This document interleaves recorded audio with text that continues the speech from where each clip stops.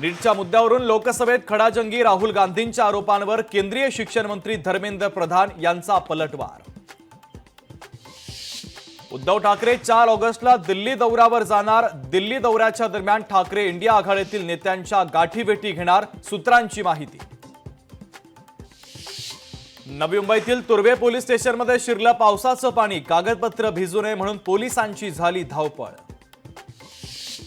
सलग 4थ्या दिवशी राज्यात पावसाची तुफान बॅटिंग, मुंबईसह कोकणामध्ये मुसळधार पाऊस, तर सांगली कोल्हापुरातील पूरस्थिती गंभीर। अजित पवार प्रफुल्ल पटेलांमुळे पवार यांच्यावर भ्रष्टाचाराचे आरोप, भ्रष्टाचार करणारे आपल्या मांडीला मांडी लावून बसल्याचं शहा विसरले असावेत। संजय राऊतांचा अमित शहांवर हल्लाबोल। आम्ही जीना फॅन क्लबमध्ये सहभागी नाही, दंगल घडून ज्यांना निवडणुका जिंकायच्या आहेत। औरंगजेब फॅन क्लब टीकेवर संजय राऊतांचा अमित शहांवर पलटवार। औरंगजेब फॅन क्लब अस्तित्वात आहे का? शिवसेना उद्धव बाळासाहेब ठाकरे पक्षाच्या नागेश पाटील आष्टीकरांचा अमित शहांना टोला। काहीतरी तथ्य असल्याशिवाय अमित शहा बोलणार नाहीत, शरद पवार यांच्यावरील टीकेवर धनंजय मुंडेंची प्रतिक्रिया। आजपासून संसदेचं पावसाळी अधिवेशन, नवनिर्वाचित खासदारांना चर्चेसाठी संधी देण्याचं मोदींचं आवाहन।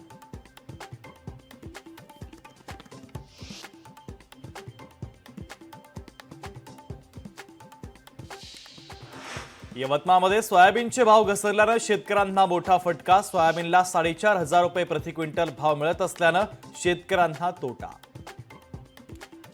अमरावतीमध्ये सर्व्हर स्लो असल्यानं लाडकी बहीण योजनेचे अर्ज भरण्यासाठी महिलांना अडथळे, जिल्ह्यातील 2 लाख महिलांनी अद्यापही अर्ज भरला नाही। मुंबई उत्तरमध्ये भावी मुख्यमंत्री म्हणून अजित पवारांचे बॅनर, अजित पवारांच्या वाढदिवसाच्या निमित्तानं शुभेच्छा देण्यासाठी झळकले बॅनर। सांगलीच्या कृष्णा नदीच्या पाणी पातळीमध्ये एका रात्रीत 7 फुटांची वाढ, तर 18 फुटावरून वाहणारी कृष्णा नदी आता 25 फुटांवर। साताऱ्यातील महाबळेश्वर तालुक्यामध्ये रेकॉर्ड ब्रेक पाऊस, वेण्णा नदीवरील पाण्याचा प्रवाह जास्त वाढल्यानं लिंगमळा धबधबा पर्यटनासाठी प्रशासनाकडून बंद। खडकवासला धरण साखळी क्षेत्रामध्ये चांगला पाऊस झाल्यानं या क्षेत्रातील 4ही धरणांमधील पाणीसाठ्यात वाढ, पुणे शहराला पाणीसाठा करणाऱ्या 4 धरणात मिळून 14.4 टीएमसी पाणीसाठा शिल्लक। मुंबई आणि आसपासच्या परिसरामध्ये सध्या मुसळधार पाऊस, मुंबई हाय अलर्ट जारी, तर समुद्रात 4.59 मीटर उंचीच्या लाटा उसळण्याचा अंदाज। कोल्हापूरमध्ये मुसळधार पावसाचा कालव्यांना फटका, राधानगरीमधील माझगाव येथील डावा कालवा खचला। मावळमध्ये मुसळधार पावसाची हजेरी, पावसामुळे मावळ तालुक्यातील निसर्ग बहरला। वसई विरार नालासोपाऱ्यात रात्रीपासून पावसाची संततधार, नालासोपाऱ्यात सखल भागातील रस्ते जलमय।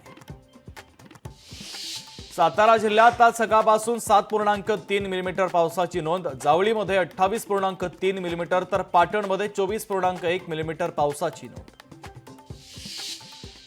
खासदार शिवाजी काळगेंच्या जात प्रमाणपत्राच्या विरोधात कोर्टात याचिका, जात प्रमाणपत्रावर माला आणि जंगम वेगवेगळ्या शाहीनं लिहिल्याचा आरोप।